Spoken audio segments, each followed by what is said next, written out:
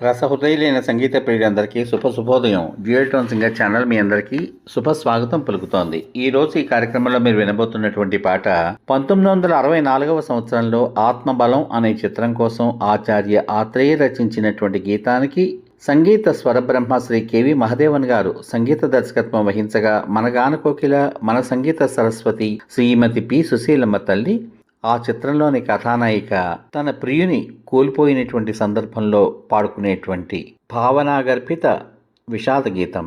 ఈ పాటలోకి మీ అందరికీ స్వాగతం. నాలుగు కళ్ళు రెండైనాయి, రెండు మనసులు ఒకటైనాయి. నాలుగు కళ్ళు రెండైనాయి, రెండు మనసులు ఒకటైనాయి. ఉన్న మనసుని కల్పన చేసి లేని దాననైనాను, ఏమీ లేని దాననైనాను. నాలుగు కళ్ళు రెండైనాయి, రెండు మనసులు ఒకటైనాయి. కనులకు కళ్ళలే బరువైనాయి, కన్నీళ్ళైనా కరువైనాయి. కనులకు కళ్ళలే బరువైనాయి, కన్నీళ్ళైనా కరువైనాయి.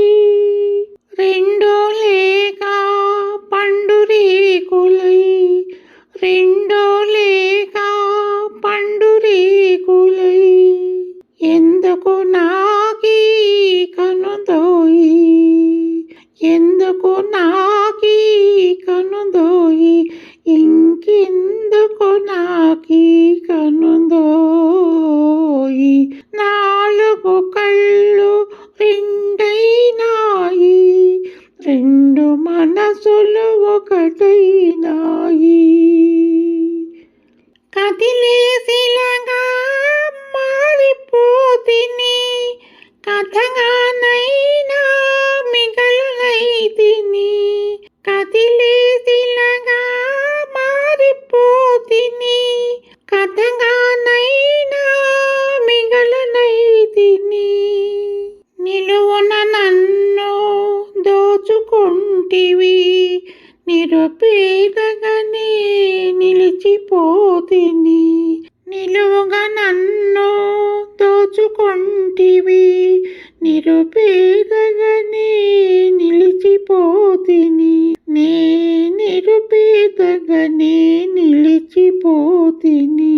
నాలుగు కళ్ళు రెండైనాయి, రెండు మనసులు ఒకటైనాయి. ఉన్న మనసుని కల్పన చేసి లేని దాననైనాను, ఏమీ లేని దాననైనాను. నాలుగు కళ్ళు రెండైనాయి, రెండు మనసులు ఒకటైనాయి.